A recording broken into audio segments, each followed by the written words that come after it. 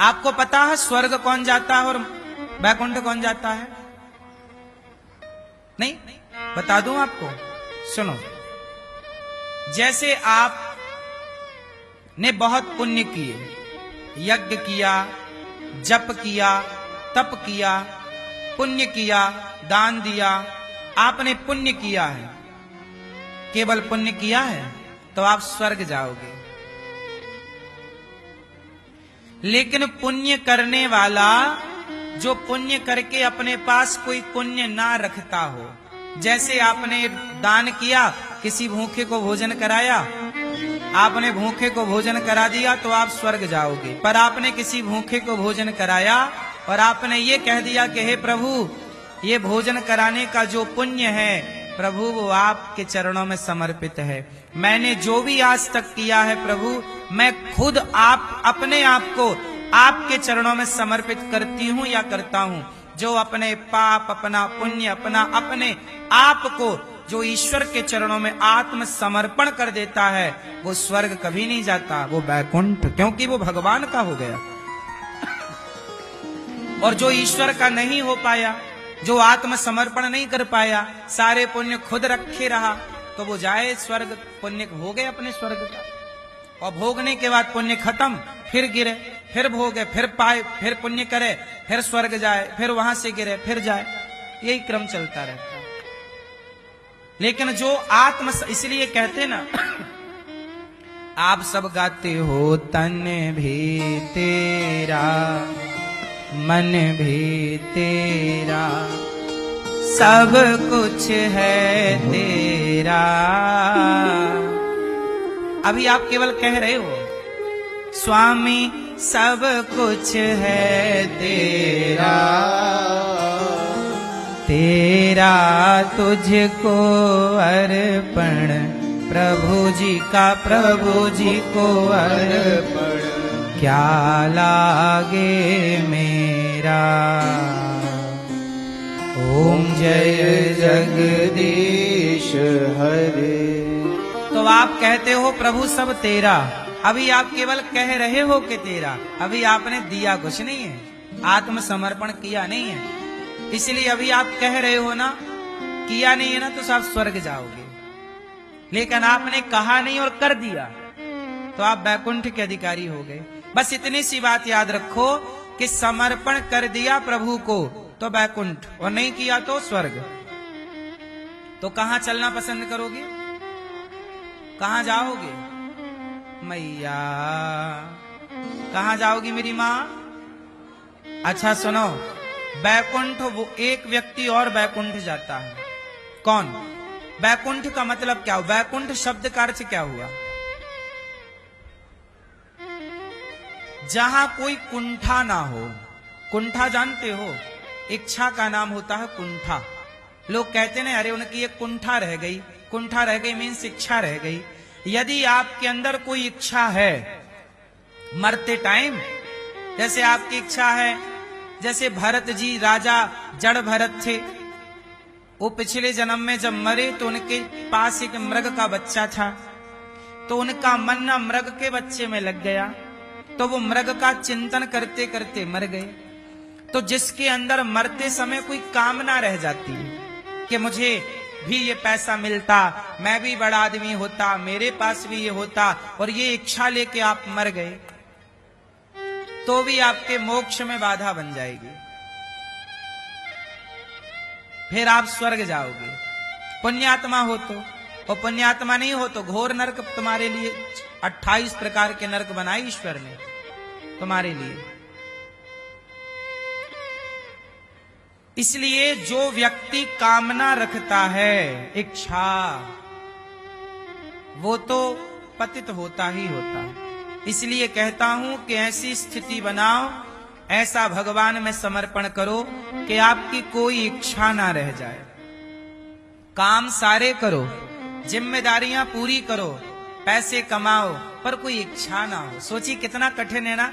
आज के लड़कों से हम ये बात कहें तो लोग कहें महाराज जी कैसी बात कर रहे हैं आप पागलों की तरह। भाई इच्छा ही नहीं होगी तो कैसे काम करेंगे? दो तरह की बातें हो गई ना। सोचो, जिसे संसार का सुख चाहिए ये बातें उनके लिए नहीं है, समझो। जिसे संसार का सुख चाहिए, ये बातें उनके लिए नहीं है, ये बातें हैं ही उनके लिए जो ईश्वर को पाना चाहते हैं, कल्याण चाहते हैं।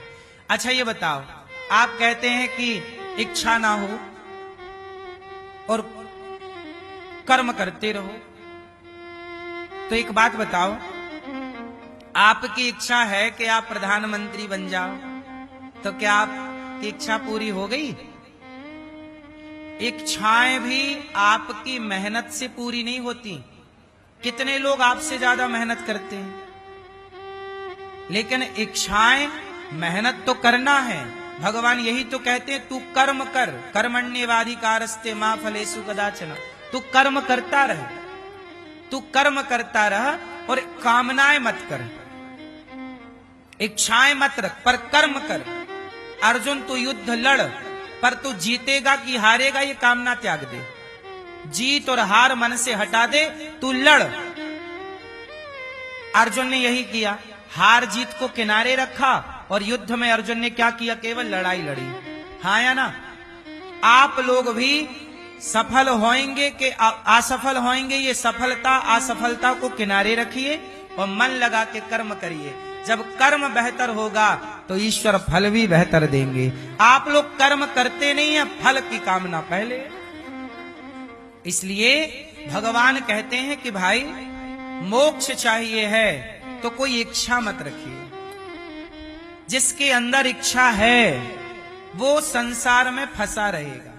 कामना है तो वो कामना पूरी कामना। अच्छा ये बताओ, वो कौन सी तारीख है जब आप ये कहोगे कि मेरी सारी कामनाएं पूरी हो गई? तारीख बताओ, आपकी कामना कब पूरी होगी? तारीख बताइए।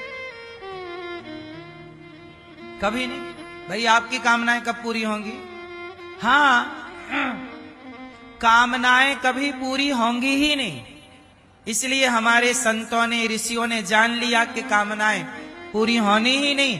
इसलिए कह दिया कि भैया जब कामनाएं पूरी होनी ही नहीं है तो ऐसा करो, कामनाओं को खत्म कर लो और मोक्ष के अधिकारी हो जाओ। क्योंकि कामनाएं तो कभी पूरी रावण की ना हो पाई, वो कामनाएं ही आपको घुमाती रहती हैं 84 लाख योनियों में।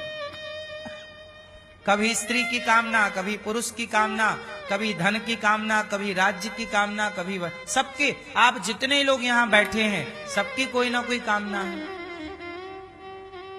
लोग भगवान के मंदिर जाते हैं तो कामना लेके जाते हैं। आजकल मंदिरों के बाहर लिखा भी रहता है कामना पूर्ति मंदिर, मतलब मंदिर बनाया इसलिए कि कामनाएं पूर्ति होंगी। क्योंकि कामनाएं पूर्ति जहां नहीं होंगी वहां कोई जाएगा नहीं। तो आजकल भगवान से मतलब नहीं है लोगों को, बस अपनी कामनाएं पूर्ति से मतलब। कामनाएं पूर्ति हो गई तो भगवान सच्चे हैं, और कामना पूरी नहीं हुई, अरे भगवान नहीं है। बोलो हाँ, आजकल लोग भगवान में भी उन्हीं पे ज्यादा भरोसा जहां कामनाएं पूरी हों, वरना काय की पूजा, काय की भक्ति, काय का धाम। बोलो हाँ। इसलिए कहा गया कि भक्ति कैसी हो? निष्काम। कैसी हो? निष्काम, कामना शून्य हो। कामना क्या हो? जीरो, कोई कामना। चाह गई चिंता मिटी, मनवावे परवाह, जिसको कछु ना चाहिए। सबसे बड़ा आदमी कौन है? जिसे कुछ चाहिए वो, या जिसे कुछ नहीं चाहिए वो? बोलो भैया। जिसे चाहिए वो परेशान है, और जिसे कुछ नहीं चाहिए वो पेड़ की छांव में भी बड़ा खुश है। अच्छा ये बताओ, ये जिंदगी आपको क्यों मिली है? जिंदगी आपको क्यों मिली है जरा बताओ। मैया क्या बोलती तू? जिंदगी क्यों मिली है आपको? परेशान होने के लिए, रोने के लिए, या मुस्कुराने के लिए? पर कहां मुस्कुरा रहे हैं बेटा लोग? लोग दिन भर रो रहे हैं, परेशान हो रहे हैं, ढो रहे हैं जिंदगी। क्या कर रहे हैं? ढो रहे हैं। क्यों? क्योंकि आपकी कामनाएं ज्यादा हैं। काश जितना ईश्वर ने दिया है उसमें संतुष्टि रखते तो आप बहुत सुखी हैं, पर आपको ये भी चाहिए, वो भी चाहिए, उसका भी हड़पना है, उसका भी चाहिए, चोरी भी करनी है, बेईमानी भी करनी है, भ्रष्टाचार भी करना है। सरकार दे रही है तनख्वाह 50,000 रुपया, माना कि किसी अधिकारी को, तो 50,000 से संतुष्ट नहीं है, यहां वहां से भी लेने को तैयार है। तुम भी जरा 2,000 दे दो, तुम भी, हम तुम्हारा काम तब करेंगे जब तुम 1,000 रुपए दोगे।